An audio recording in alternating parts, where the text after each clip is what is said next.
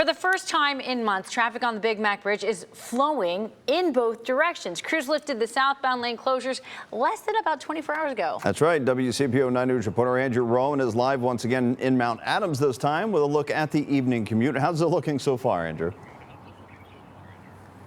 Everything is looking good now that the Mac is back. I want to show you the southbound lanes. Traffic is freely flowing. No downtown congestion, no backup over the Taylor Southgate Bridge.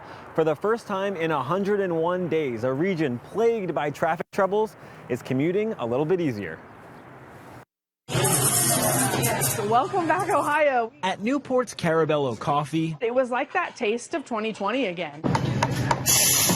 their cup runneth over with gratitude. The fact that it ended up being now is a huge blessing. Just last week, Chief Operating Officer Emily Schinkel said the business was on the brink. Internally, our leadership team was like, okay, what are our next steps going to be? Like, are we cutting shifts? Are we, like, we're going to have to pull back? We will be reopening the southbound lanes to I-471. That announcement Friday put Newport businesses and 50,000 drivers back in the fast lane.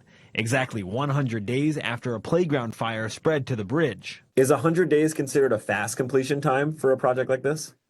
I think so. Engineering consultant Casey Jones has been following the Big Mac's progress on his YouTube channel. They created the conditions so that they could place the concrete and not wait for warmer weather, which they could have been waiting for weeks and weeks.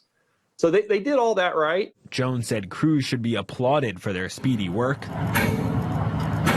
but he believes the more specific timeline from ODOT would have been appropriate. If you're a business owner in Newport that was impacted by this closure, it might not be a bad thing to know that, hey, business could be back to normal in mid-February. Anytime we have to jump into action like this quickly, there's probably some best practices we'll find. ODOT plans to conduct an after-action review of the estimated $10.5 million taxpayer-funded project. A total cost is still being calculated. I think that's probably going to come in at the low end, just based on my experience. I mean, my gut told me worst case this would be like 20 million. With traffic now flowing through both arches, a community has less grounds for traffic complaints. We can go back to normal. We can be now focusing on the future and planning for the rest of the year instead of reacting to sales going down.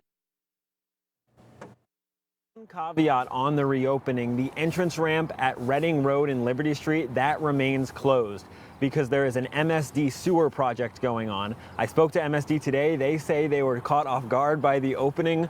They say they're hoping to get that entrance open by March 1st or earlier. Reporting tonight from a normal commute over the Big Mac Bridge, Andrew Rowan, WCPO 9 News.